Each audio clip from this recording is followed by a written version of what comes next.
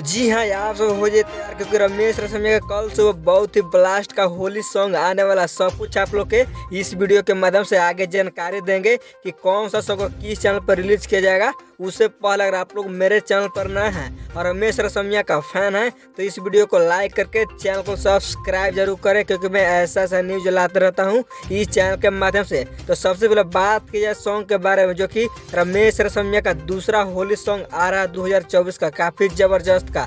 इस सॉन्ग का बोल है लहंगा रंग है पासवान जी। इस सॉन्ग को कहा रमेश रसमिया और नेहा राज, काफी जबरदस्त का यह ड्यूट सॉन्ग है।